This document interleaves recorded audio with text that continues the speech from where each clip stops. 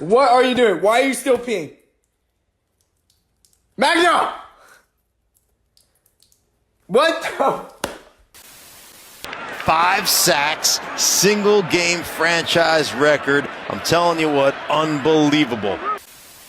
So in today's video, as we talk about what we learned from NFL Week 8, I'm not gonna lie to you guys, this was not a great week of football. Only one game in Week 8 was decided by single points, and that was the Jets and the Bengals. So essentially the Jets and Bengals, that was the best game of the week, and I'm not gonna lie, that was a good ending and finishing of the game. But we're talking about the Jets winning their first game of the season as they now have a 1-7 record. That's the best game of this week. Just a lot of blowouts and a lot of double score margins of games and things of that nature as well too. And certainly from a parity standpoint, I've continued to say it throughout this year, really it's a constant theme throughout this season, is that there's no necessarily definitive best or greatest team. I will say though, the Indianapolis Colts though, they continue to be potentially the most consistent team in the NFL this year so far throughout the 2025 season. In 8 games as they're 7-1. Jonathan Taylor right now, he's on pace to have 28 rushing touchdowns. Daniel Jones has played 6 games this season without a turnover. I mean, they're playing electric football on both sides of the football. So shout out to the Indianapolis Colts, as they're the most unlikely and most unexpected contender that has resulted thus far in the 2025 season. But besides them though, like I continue to say, there's no spectacular team right now. And you know, teams that I would put in that conversation as well too, that's close to that level or being atop of the league, the Lions, as they had a bye week, can never count out the Chiefs, of course. The Eagles have to get back against the Giants, but also like another unlikely team similar to the Colts, you have the Patriots, who are 6-2 right now. No one expected that. The Bills are still one of the best teams in the league regardless of their 2-game skid before getting a dominant win against the Panthers. But yeah, man, I mean, there's just a lot of parity right now. And like you look at other games, for example, that were blowouts. The Broncos 20-balled the Cowboys. I mean, that's expected. When you're going against the Cowboys defense, your offense turns into the greatest show on turf. You could have an average offense for the season, or one of the worst offenses in the league, but when you play against the Dallas Cowboys defense, your offense is going to be able to get right for sure. So that's a fact there. We'll talk about that more in their game. And then also we saw the Green Bay Packers put on an impressive performance going against their former quarterback and Aaron Rodgers as they defeated the Steelers 35-25. They also have one of the best records in the league, talking about the Green Bay Packers, as they're now 5-1-1. Jordan Love had a really great game, accounting for 360 passing yards. Tucker Kraft had a dominant game as well too. There's a lot of really good teams right now, but there's still no definitive best one. And honestly, I mean, like I said, for this Week 8 NFL football action, it wasn't necessarily the greatest, and I don't want to look too far ahead, but Week 9 will for sure have more potentially better matchups. But still, there's always a lot to take away from every single week of NFL football, because we're continuing to learn how these teams are trending and who's going to be the true contenders as we get into later in the season and then into postseason and beyond. But with that being said though, guys, before I get further into this NFL Week 8 recap video, make sure that you hit the like button and subscribe and turn on post notifications. Follow me on Instagram and Twitter /XXSwaggyRuss and TikTok at SwaggyRuss2 for shorts, reels, and a lot more content thanks to that nature. Along with this video, stay tuned for the NFL Power Rankings heading into Week 9 and more NBA videos and all types of content in general. And yeah, with all that being said, let's talk about what we learned from NFL Week 8. Kicking off NFL Week 8, we had a dominating matchup and a win for the Los Angeles Chargers, beating the Minnesota Vikings, winning 37-10. As they now have a 5-3 record and the Vikings are 3-4. Like I said, domination was the game, and Justin Herbert had a really good performance. Besides the interception on this game, I would say that he was really flawless. He completed 18 out of his 25 passing attempts for 227 passing yards, 3 touchdowns, and just that 1 pick I mentioned. And also in the running game, he had 7 carries for 62 rushing yards, so in total accounting for 289 yards of offense. And Kamani Vidal, the running back in the absence of Marion Hampton and of course Najee Harris, who's out for the season. Vidal has been playing pretty solid in his couple of starts, as he had 23 carries for 117 rushing yards and a rushing touchdown, averaging 5.1 yards per carry. Did add Ladd McConkey in the receiving game, having 6 receptions for 88 receiving yards and a touchdown.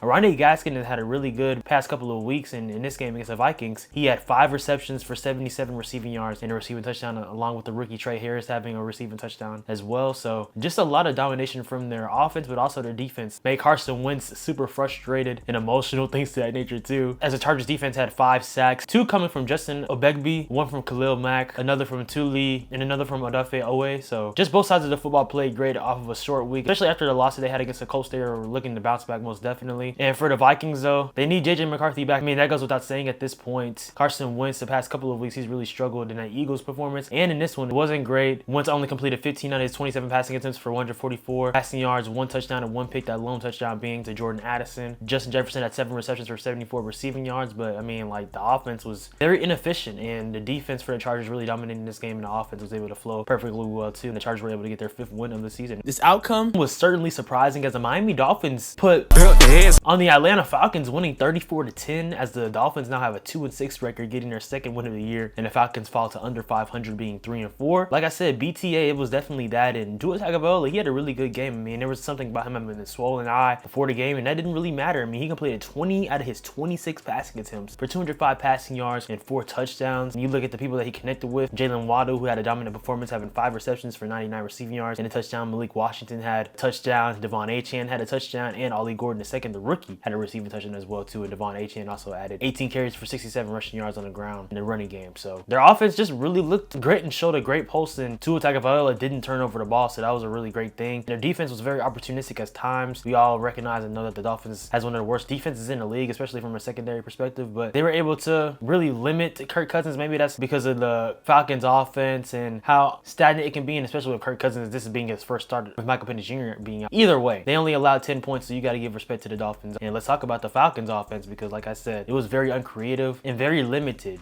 Kirk Cousins, yeah, he completed 21 out of his 31 passing attempts for just 173 passing yards. Nothing from him from a passing touchdown perspective. The only touchdown of the game for the Falcons came from a rushing touchdown from Tyler Algier. And Bijan Robinson only had 9 carries for 25 rushing yards as well too. So, and he also in the receiving game where Robinson has dominated a lot this year, only had 3 receptions for 23 receiving yards, and the leading receiver was Kyle Pitts, who had 9 receptions for 59 receiving yards. So just overall a pitiful performance from the Atlanta Falcons. But for the Dolphins, it's another game to keep Mike McDaniel's job alive, keep some hope of being competitive for this season alive for the overall Miami Dolphins fan base. And they were able to get their second win of the 2025 NFL season. Talk about another upset as the Baltimore Ravens snapped the Chicago Bears 4-game winning streak as the Ravens won 30-16, getting their second win of the season. And now the Bears have a 4-3 record. Tyler Huntley, Snoop Huntley, he really stepped up and held things down. And I think really, especially from this Ravens offense, and you never want things to happen to a Lamar Jackson. That's never ideal for him not to be in the lineup starting at quarterback, but you always, especially with this system, want to model your backup and model your starter. And with Cooper Rush being there, that was never the reality. He's not a dual threat quarterback. He's the definition of a pocket passer, game managing quarterback, and you saw that when he started, as Cooper Rush struggled in those couple of starts. So Tyler Huntley, he really made plays both in the passing game but also in the running game, as he completed 17 out of his 22 passing attempts for 186 passing yards and a passing touchdown. And in the running game, he had 8 carries for 53 rushing yards, and Derrick Henry, they were able to play through him as he had 21 carries for 71 rushing yards and 2 rushing touchdowns. And alongside of that, the receiving wise wasn't necessarily the best. Tyler Huntley did spread the ball around,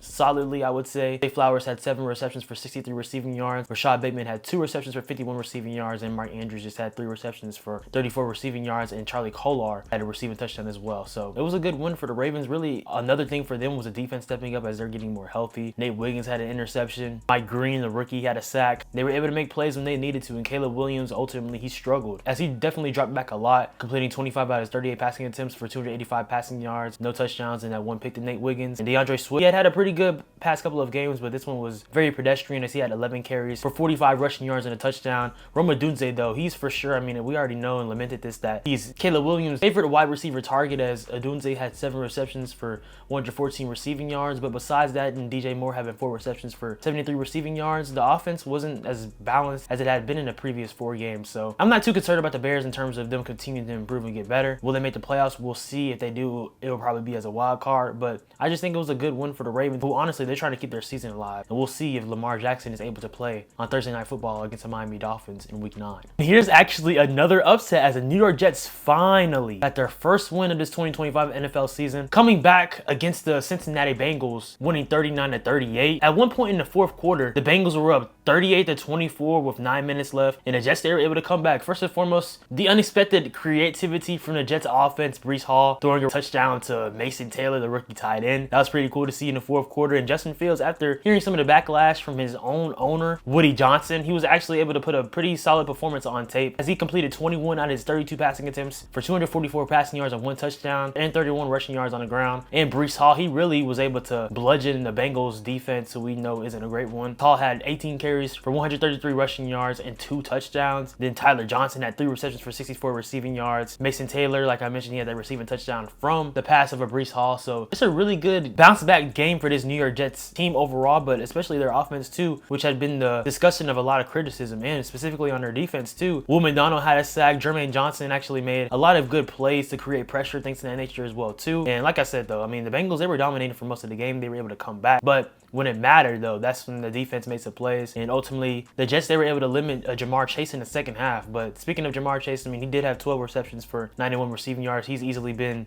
of course, would be anyone's favorite target at the quarterback position, but specifically Joe Flacco, as he's been a part of the Bengals. T. Higgins had a receiving touchdown, and Chase Brown had a receiving touchdown as well, too. Alongside with his rushing touchdown, is he had 12 carries for 73 rushing yards and a rushing touchdown in the game. Joe Flacco had a rushing touchdown, and Samaje Perine had a really solid showing in his limited carries, as he had 9 carries for 94 rushing yards and a rushing touchdown. And Joe Flacco, I mean, building on that Steelers performance, he completed 21 out of 34 passing attempts for 223 passing yards and 2 touchdowns. But ultimately, the Jets, they were able to persevere. They wanted to win way more, and Bengals defense ultimately wasn't able to hold up and prevent the Jets from coming back. So that's another thing there. But yeah, man, the Jets, they have a 1-7 record, like I said. First win of the season, so shout out to them. For the Cincinnati Bengals, they missed a golden opportunity to try to get their record back at 500, as now they have a 3-5 record. But like I said, it was a great win, a first one for the New York Jets. Back to life, back to reality, I don't know. But I do know that the Buffalo Bills absolutely demolished the Carolina Panthers, winning 40-9. Moving on to their 5-2 record, their first game after their bye week, and now the Panthers are at a 500 record, being 4-4. Let's talk about it, because really Josh Allen didn't have to do too much out of the passing game. The Bills absolutely owned the line of scrimmage on both sides of the football, of course, but specifically offensively, as I'll talk about first, as James Cook, he had a 64-yard rushing touchdown, and overall for the game, he had 19 carries for 216 rushing yards and 2 rushing touchdowns. It just absolutely went nuclear on that Panthers defense. Josh Allen also had 2 rushing touchdowns himself, and like I said, passing-wise, he didn't have to do too much, completing 12 out of his 19 passing attempts for 163 passing yards, and 1 passing touchdown that he had to a Khalil Shakir, who had 6 receptions for 88 receiving yards and a receiving touchdown. I mean, like I said, the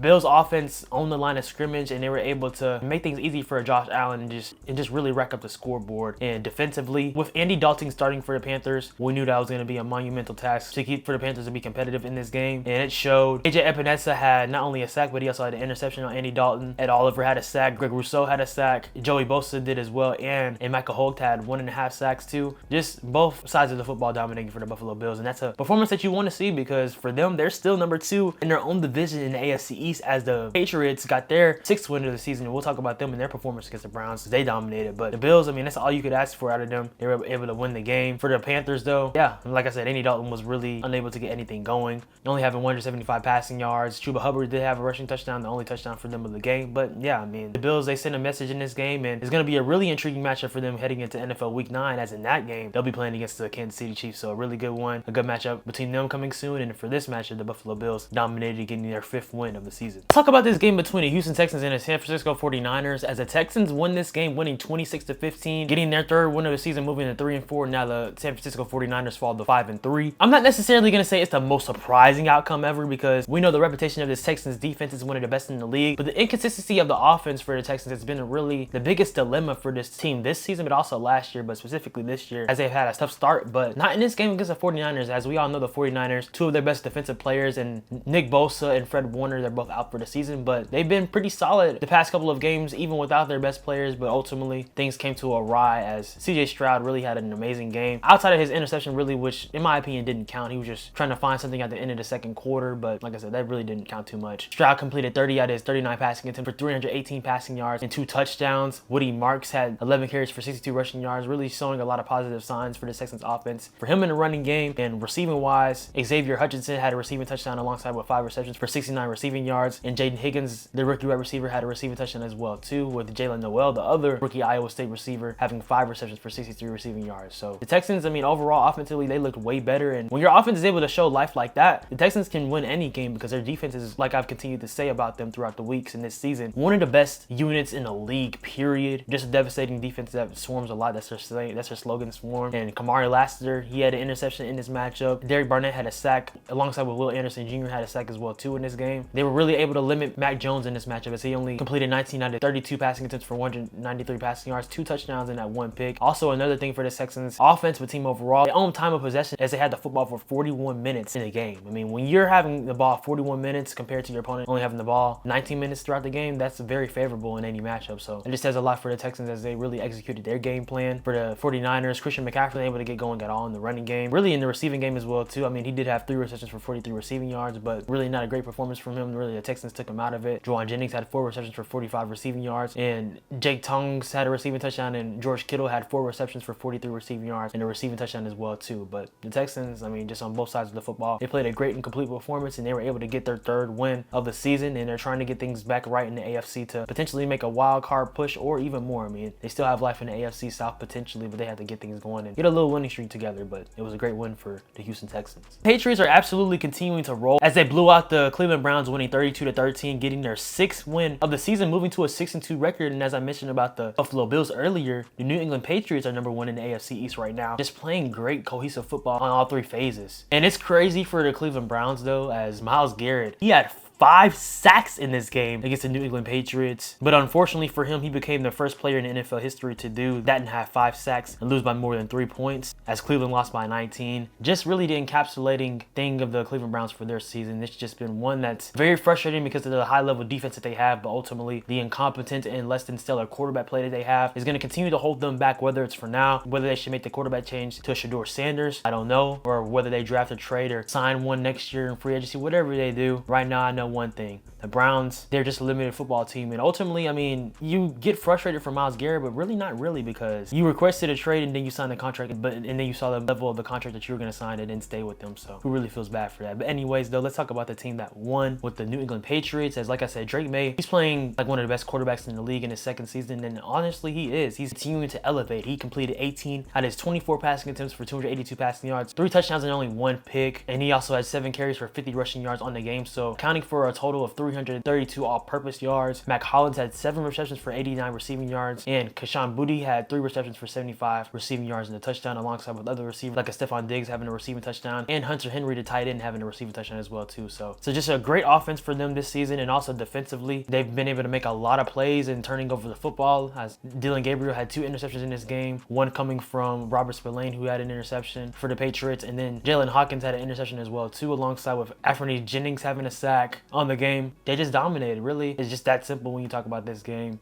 And like I mentioned about Dylan Gabriel, he only had 156 passing yards, 2 passing touchdowns, one to Harold Fanta Jr. and the other to David Njoku, to both tight ends for tight ends day, ironically. But ultimately, that's all they had in their offense, is nothing was able to get going. Quinshon Judkins, who had been dominant for them this really whole season, only had 9 carries for 19 rushing yards. So yeah, that Patriots defense is playing great offensively and really just as a unit overall. This Patriots team has been really impressive, and Mike Vrabel continues to be one of the favorites, if not the favorite, for NFL Coach of the Year so far in this 2025 NFL season, as the Patriots are now 6-2. So now here's the matchup that we have between the Philadelphia Eagles and New York Giants, the same matchup that we saw 2 weeks prior in Week 6 on Thursday Night Football, when the Giants upsetted the Eagles, winning 34-17. This is an absolute different game for sure, as the Eagles won 38-20 in dominant fashion, as they're now 6-2, and now the New York Giants have the reverse record, being 2-6. There's a lot of controversial calls and penalties, things of that nature as well too, especially the one where the tush push was ran and Kayvon Thibodeau recovered the fumble, but they said that Jalen Hurts or whatever, the play was done, and they called the play dead. Yeah, that was some BS, I'm not gonna lie. But regardless of that though, the Eagles still won the game, and really we saw a similar fashion to a 2024 performance from a Saquon Barkley, as he had 14 carries for 150 rushing yards and a rushing touchdown. And then in the passing game, Jalen Hurts spread it out to his weapons, but he didn't necessarily have to drop back too much. Completed 15 out of his 20 passing attempts for 179 passing yards and those 4 touchdowns, 1 to Jahan Dotson, 2 to Dallas Goedert, and 1 to Saquon Barkley, who had a receiving touchdown alongside of his rushing touchdown. And also in the running game, not only Saquon Barkley having 150 rushing yards, Tank Bigsby, who they traded for earlier in the season, had 9 carries for 104 rushing yards too. So just, they controlled the line of scrimmage. Definitely wanted to send a message after they were frankly dominated from the line of scrimmage a couple weeks ago against the same Giants. But hey, they played great in this matchup offensively and defensively as well too. The defense had 5 sacks. They were playing together, way more improved than they did against Jackson Dart the first time. And you know, that goes with already playing with somebody and getting more tape on film and things of that nature as well too. I don't think Jackson Dart played terrible, and honestly, when Cam Skadegbu was still in the game, I think they still had a shot, but that was a very gruesome injury, so prayers up to Cam Skadegbu for sure. That sucks for them, man. They lost their best receiver, Malik Neighbors, earlier in the season with a torn ACL, and now their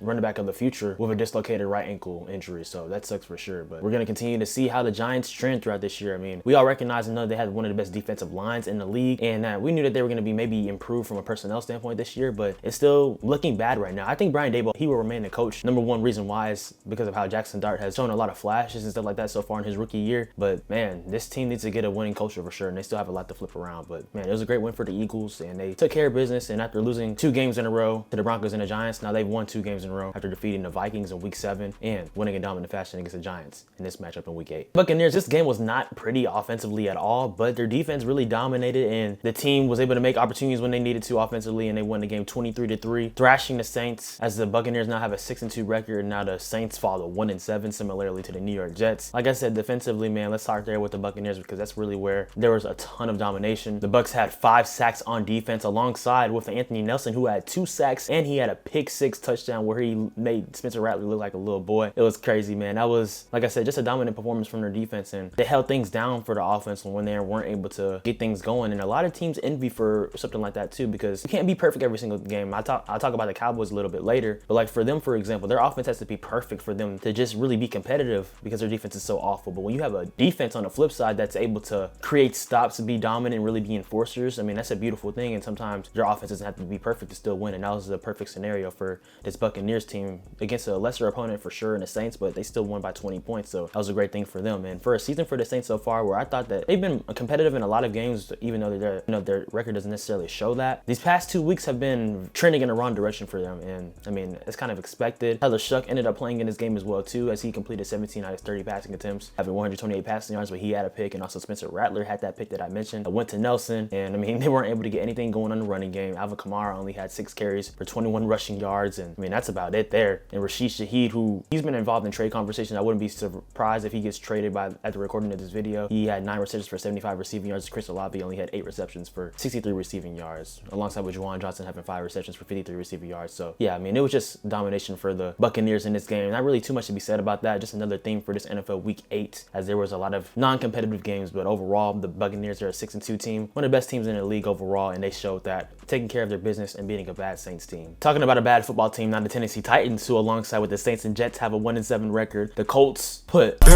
against them, as the Colts won 38-14, moving on to a 7-1 record, like I mentioned in the intro. And I mean, it's just expected. I talked about Daniel Jones and Jonathan Taylor in the intro a little bit earlier. Let me expand on that, as Daniel Jones has the 3rd most points in Colts history at quarterback in the first 8 games of a Colts season. He's doing is super impressive. I mean, we all know the kind of dual threat ability that he has, but from a passing standpoint in the pocket, he has been nothing short of spectacular. He completed 21 out of his 29 passing attempts for 272 passing yards and 3 touchdowns. And I talk about Jonathan Taylor, who I think easily should be Offensive Player of the Year, but I know it's been 12 years since a non-quarterback won NFL MVP, with the last one being Adrian Peterson. If the season continues to trend in a way that there's no necessarily definitive MVP candidate, look at Jonathan Taylor for the award, man. He had 12 carries for 153 rushing yards and 2 rushing touchdowns, averaged nearly 13 yards per carry. That's just stupid. And it's not like he's only been doing this against teams like the Titans. He's been doing it throughout the entire season. Jonathan Taylor already has 850 rushing yards and 12 rushing touchdowns this season, averaging nearly 6 yards per carry. So it just speaks volumes about the season that he's having. And also, just from a weapon standpoint, the Colts continue to spread the ball around. Michael Pittman Jr. had 8 receptions for 95 receiving yards and a receiving touchdown. Alec Pierce had 2 receptions for 69 receiving yards, and Tyler Warren had 4 receptions for 53 receiving yards, alongside with Josh Downs, who had a receiving touchdown, and Jonathan Taylor had a receiving touchdown himself too. So just an absolute offensive avalanche from the Indianapolis Colts defensively as well too. They've been having one of the better defenses in the league, as they had 4 sacks in this game. For the Titans, they continue to struggle throughout this season. Already fired Brian Callahan, so that really just shows you essentially they punted the season a while ago. Cam Ward, I mean, he dropped back a lot, tried to create a lot of things. He had a nice passing touchdown to Gunnar Helm on tight ends day, but besides that, man, I mean, it's just not looking good right now. Yeah, I mean, what we learned from this game though is that the Colts continue to be one of the best teams in the league, and they're playing at a high level, most definitely. In a matchup that looked to seem like a, at the time, unstoppable force meeting an immovable object, it was actually the immovable object that continue to show that they're arguably the best unit in the league, as the Denver Broncos destroyed the Dallas Cowboys, winning 44-24, as the Broncos now have a 6-2 record, and now the Cowboys are 3-4-1. And I mean, there's a lot of angles I could go at it without this game, but let's focus on the winning team first. The Broncos, I mean, defensively, they just continue to be devastating on the defensive side of the football. They already have 36 sacks this year. They had 63 last season in the 2024 season, which led the league in the NFL. They're on track to lead the league in sacks again this year, and I mean, you saw that on full performance. The Dallas Cowboys had the #1 total scoring offense in the league. And that was definitely not the case in that matchup on Sunday, but I will say something about the Cowboys too, which we'll talk about a little bit more when I talk more about them because I want to focus on the Broncos right now, is that it's unsustainable to expect your offense to be perfect every single week because that's an indictment on your defense, but we're going to get to that defense for sure though. But Jahdae Barron, the rookie, he had an interception in the game. Andre Tillman also had an interception on Dak Prescott, and John Franklin Myers, he had a sack alongside with Zach Allen as well too, getting to Dak Prescott. They just own both lines on the line of scrimmage defensively and also offensively. We know for the offensive line for the Broncos, they have arguably the best in the league. And it's been frustrating moments for the Broncos offense throughout most of the season, especially when you look at, for example, the matchup against the Jets. But this was a get-right game. I mean, I mentioned it in the intro. Whenever teams' offenses play against the Dallas Cowboys defense, they're salivating at the opportunity to really just boost their stats and have a great total offensive performance. And you saw that despite Bo Nix throwing a bad interception on the first possession of the game, he still ended up completing 19 out of his 29 passing attempts for 247 passing yards and 4 passing touchdowns. And I mean, he spread the ball out to Troy Franklin. He had 6 receptions for 89 receiving yards and 2 receiving touchdowns. Pat Bryant had a receiving touchdown. Cortland Sutton had 4 receptions for 67 receiving yards. RJ Harvey had a receiving touchdown. And then let's get into the running game because that's where Cowboys were absolutely thrashed. I mean, I'll talk about it a little bit more in a second, but they just have no strengths on the defense. Like, everything is bad about it. Everything is bad about it. It's crazy. But J.K. Dobbins had 15 carries for 111 rushing yards, averaging almost 7.5 yards per tote. RJ Harvey had that rushing touchdown, and overall in the game, he had 2 rushing touchdowns as he had 7 carries for 46 rushing yards.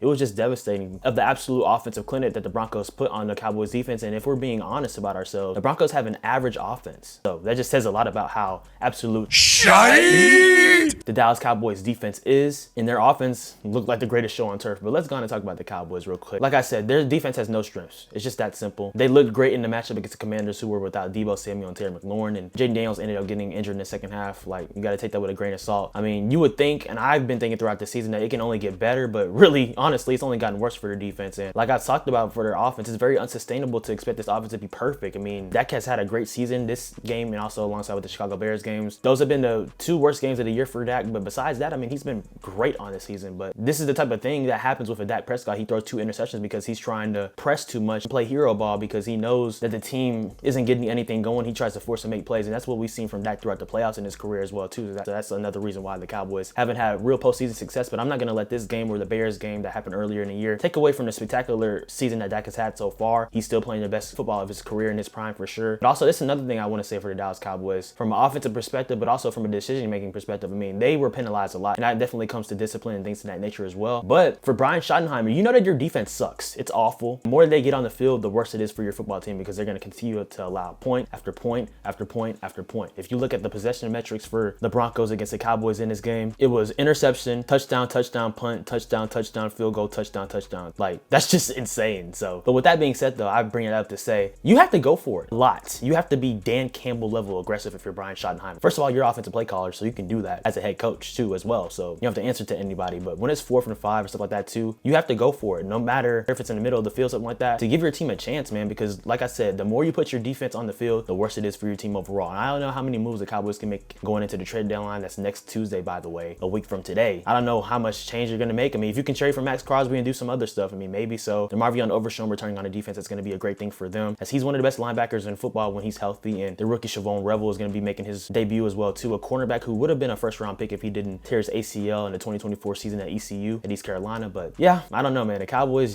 they're a very average football team right now because their defense brings us so far. And the frustrating thing for Dallas Cowboys fans, which they can probably attest to for sure, is that this team, we already know if they just had an average defense, they would be one of the best teams in the NFL. But with the level of offense that they have, they had like one of the top 10 defenses in the NFL. This would be a bona fide Super Bowl contender easily for multiple years. But the reality is that their defense is just absolute shite right now. And overall, they're an incomplete football team. But it was a great win for the Denver Broncos as they now have a 6-2 record. Now for Sunday Night Football, we had a reunion matchup between the Pittsburgh Steelers and the Green Bay Packers as Aaron Rodgers was facing off against his former team for the first time in his career. And the Packers ended up winning 35-25 as they now have a 5-1-1 record, and the Steelers fall to 4-3, losing their second game in a row. That Steelers defense also isn't great. I talked about the Dallas Cowboys one earlier, and there's a plethora of other defenses who are worse in the league. The Steelers defense is not only old, but they've been getting burnt a lot. We've seen it the past couple of weeks against the Bengals and in this matchup against the Green Bay Packers. And for example, from a receiving perspective, tight end Tucker Kraft, who's one of the best in the league, by the way, he has 7 receptions for 143 receiving yards and 2 receiving touchdowns. And Christian Watson, in his first game back after tearing his ACL last year in the 2024 season, he had 4 receptions for 85 receiving yards. So yeah, I mean, they just continue to get burnt defensively. you're the Pittsburgh Steelers. And Jordan Love, he put on a clinic against the Steelers defense as he completed 29 out of his 37 passing attempts for 360 passing yards and 3 touchdowns. Jordan Love also completed 20 consecutive passes in this game too, and he was just efficient in a rhythm in this game too. And necessarily from a run game perspective, they didn't have to do too much as they were airing the ball out offensively for the Packers, and they did that in Pittsburgh, mind you. And I don't think Aaron Rodgers played bad at all. I mean, he was getting pressured a lot too, and that's an indictment on the Steelers offensive line as Aaron Rodgers, he dropped back and completed 24 out of his 36 passing attempts for 219 passing yards and 2 touchdowns. Jaylen Warren, I thought that he ran pretty solidly as he had 13 carries for 62 rushing yards, almost averaging 5 yards per carry. But the Green Bay Packers defense just continues to be one of the best in the league, and that's been the biggest difference. Very, very opportunistic as well too, as they were able to recover a fumble, things of that nature as well. Roman Wilson, though, he did have a solid game as he had 4 receptions for 74 receiving yards and a receiving touchdown alongside with a DK Metcalf, having 5 receptions for 55 receiving yards and a receiving touchdown, and also he crashed out a little bit in the game too. But yeah, man, I mean, the Packers, they just continue to show that they're continuing to get better, and offensively for them, if they get things going, they not only have a great chance to win the NFC North, but really do great things and have a deep playoff run. But for me, though, I still believe that the Lions are going to win that division, and I know the Packers, they dominated the Lions in week 1, blah, blah, blah. That's the first game of the season too, though. I'm interested to see how that matchup on Thanksgiving will be, and I think it's going to be favorable for the Lions. But no disrespect to the Packers, though, for sure, because I think that they're really good.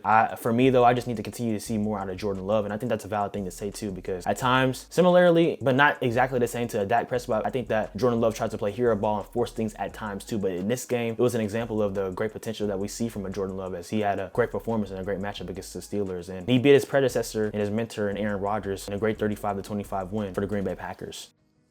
Alright guys, so I'm not going to lie to y'all. I recorded audio for the Commanders and Chiefs game, but that game was just so entertaining, how it started and everything like that. I don't think we learned a lot. Really, the expected matchup happened to where the Chiefs won, so not surprised by that at all. If there's anything that we learned from, NFL Week 8, it's just that the same type of constant theme, that there's still a lot of parity, still a lot of interesting storylines. Lamar Jackson coming back for the Miami Dolphins matchup on Thursday Night Football for Week 9. That's going to be really good. But, guys, this was a crazy, uneventful week for NFL Week 8. But nevertheless, we'll be thankful for sure, because there's times in the off season where it's June, July. I wish we had football. So yeah, but that being said though, guys, make sure y'all stay tuned for a lot more content. The power rankings video going into NFL Week 9, that's coming soon. A lot more NBA videos, all things of that nature. And let me know what you learned from NFL Week 8 for 2025 NFL season. So y'all keep being blessed. Make sure you hit your like button, subscribe, and turn on post notifications. Keep Jesus Christ at the center of your life always. Know that he loves you and has great purpose for you guys always. Y'all have a good one. Love y'all. Y'all keep being legendary. Peace.